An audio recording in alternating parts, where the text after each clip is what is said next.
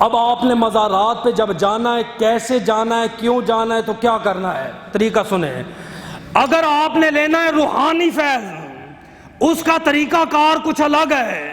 آپ 2 رکعت نماز نفل اپنے گھر میں ادا کریں گے، نیت کریں گے کہ میں فلاں ولی کے مزار پہ جا رہا ہوں، یہاں پہ آئیں گے، 11 دفعہ آپ نے سورہ مزمل پڑھنی ہے، آنکھوں کو بند کر لینا ہے، اس بزرگ کے قدموں میں بیٹھ جانا ہے اور تصور کرنا ہے یہ بزرگ اپنا فیض مجھے پہنچا رہا ہے، اور انشاءاللہ میں آزمودہ عمل ہے، آپ یہ کر کے دیکھیں، آپ کو 3-4 منٹ بعد آپ کی کیفیت بدل جائے گی، جے صاحب ولی ہوا اور ولی اللہ اپنی قبر میں موجود ہوا۔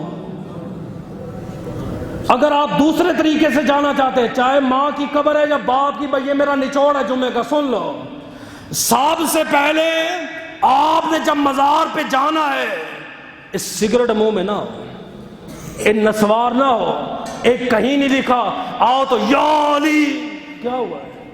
تو خدا کا خوف کر، سگریٹ منہ میں رکھ کے تم مولا علی کائنات کا نام لے رہے ہیں، ان بھنگیوں کو پاس بھی نہ آنے دے۔ سب سے بہترین طریقہ یہ ہے، آپ باوضو ہوں، آپ مزار پہ آئیں، آپ نے مزار کے قدموں کی جانب کم سے کم 1 فٹ فاصلے پہ کھڑا ہونا ہے، کم سے کم۔ ان ماؤں بیٹیوں کو میں کیا اوپر چڑھ کے بیٹھ جاتی ہیں۔ اچھا وہ پتھر پڑا ہوتا ہے، پتھر اٹھا کے قمیض اٹھا کے پورا اندر سے رگڑ کے پھر رکھ دیتی ہیں، نعوذ باللہ من ذالک، کوئی روکنے والا نہیں۔ کھانے کی چیزیں ہیں، بابا جی کے قبر کے اوپر رکھ دیتے ہیں، اور تجھے شرم نہیں آئی؟ نبی نے فرمایا مردہ کی قبر پہ چڑیا بھی بیٹھے، اسے پتہ چلتا نر ہے مادہ ہے، تو کھانے کی چیزیں رکھ رہی ہے۔ پھر اس کے بعد دوسری غلطی، باجرہ پھینکا دے قبر کے اوپر، ہاں چڑیا بیٹ کرے، پاک کرے نا اس کو۔ تیسری غلطی فرمایا قبر کے اوپر اگر بتی جلانا حرام حرام حرام ہے، یہ آگ ہے، یہ تو ان کا طریقہ، ہمارا تو نہیں ہے۔ یہ کہاں سے آپ نے سیکھا ہے؟ قبر کے دائیں لگائیں بائیں لگائیں، باجرہ بھی اوپر نہ پھینکیں۔ اب میں آپ کو طریقہ بتاتا ہوں، غور کیجئے گا، سمجھ آئی؟ یہیں پہ سنیں۔ سب سے پہلے جیسے ہی آپ قبر کے سامنے جائیں گے، آپ نے قدموں کی جانب کھڑا ہونا ہے، قدموں کی جانب کھڑے ہو کر ایسے ہاتھ باندھنا ہے۔ اگر پتہ ہے واقعی یہ اللہ کا ولی ہے، نہیں پتہ تب بھی آپ نے کھڑے ہو کر 3 دفعہ سورہ فاتحہ اول آخر درود شریف، 3 دفعہ آپ نے سورہ اخلاص پڑھنی ہے، اس کے بعد اپنے دل کی کیفیت کو دیکھنا ہے۔ کیوں؟ ہر وقت صاحب قبر اپنی قبر میں موجود نہیں ہوتا۔ یہ آپ کو کس نے کہا وہ اللہ کا ولی موجود ہے قبر میں؟ نہیں۔ داتا صاحب کا عرس ہو رہا تھا، ایک پیر جناب مرید خلیفہ کہتا حضرت میں نے داتا صاحب جانا ہے۔ اس نے کہا بیٹا تیرے سوا میرا کوئی نہیں ہے، میری کون خدمت کرے گا؟ نہیں حضرت میں نے جانا ہے۔ فرمایا ٹھیک ہے، ایک چٹھی راستے میں ایک جنگل میں بابا بیٹھا، اس کو دیتے جانا، پھر واپسی میں جو ہے مجھے جواب دے دینا، ٹھیک ہے۔ وہ جیسے ہی خلیفہ گیا، راستے میں بابے کو چٹھی دی، بابے نے پڑھی، مسکرایا، اس نے کہا کہاں جا رہے ہو؟ فرمایا داتا صاحب۔ اس نے کہا داتا صاحب سے واپسی پڑھنا، اس کا جواب لے جانا۔ جواب لیا، اپنے مرشد کو آ کے جناب دی چٹھی، وہ بھی ہنس پڑا۔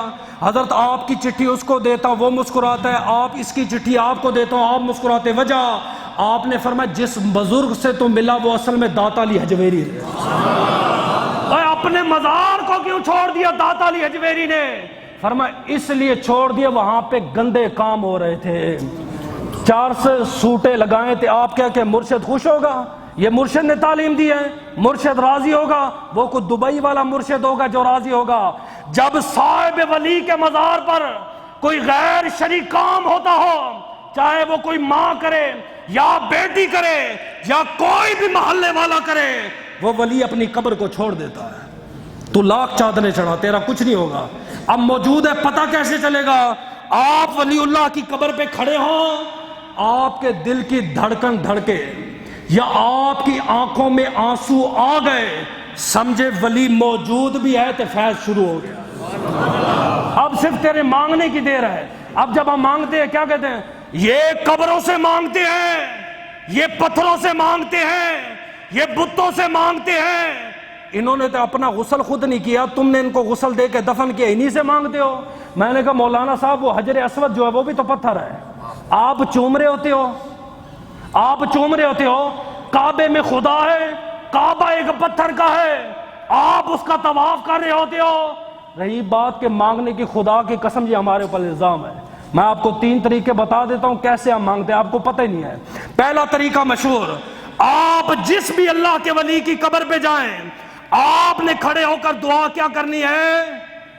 اے اللہ میں اس قابل نہیں کہ تجھ سے مانگوں، میری دعائیں قبول نہیں ہو رہی، اے اللہ اس صاحب ولی کے وسیلے میری دعا قبول فرما۔ پہلا طریقہ، وسیلہ ہم دیتے ہیں، ان سے نہیں مانگتے۔ دوسرا، اے اللہ میں اس قابل نہیں ہوں، میں تجھ سے مانگوں، میرے گناہ کو بہت زیادہ ہیں، گناہ کار ہوں، سیاکار ہوں، مجھے نہ دیکھ، یہ دیکھ میں آیا کہاں پہ ہوں، اور مجھے نہ دیکھ آیا کہاں پہ ہوں، کھڑا کس کے قدموں پہ ہو، اس داتا کی نگری پہ کھڑا ہو جس نے ساری زندگی کفر اور شرک کو ختم کیا، اللہ اللہ کی صدائیں لگائیں۔ 2 طریقے۔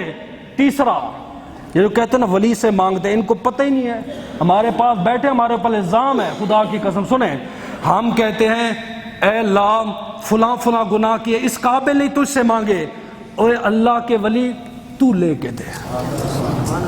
نہیں سمجھ آئی؟ گھر میں 3 بیٹے ہیں، جب بھی بڑے کو کوئی چیز چاہیے چھوٹے کو کہتا ہے ابے کو کہنا فلاں لے کے دے، بھئی تو کیوں نہیں جاتا، تیرا بھی تو باپ ہے۔ نہیں یار یہ لاڈلا ہے، چھوٹا ہے نا، پیارا ہے، اس کی باپ بات اس کی باپ نہیں موڑتا، اس کی لاج رکھ لیتا ہے۔ تو ہم کہتے ہیں اے اللہ ہم گناہگار ہیں، خطا کار ہیں، تو لاڈلا ہے، تو اپنے رب سے ہمیں لے کے دے۔ اب بتاؤ شرک کہاں سے ہو گیا؟ ہم نے کبھی بھی ولیوں سے نہیں مانگا، یا ان کا وسیلہ دیا، یا ان کے دربار کا وسیلہ دیا، یا ان کو کہا اس سے لے کے دے۔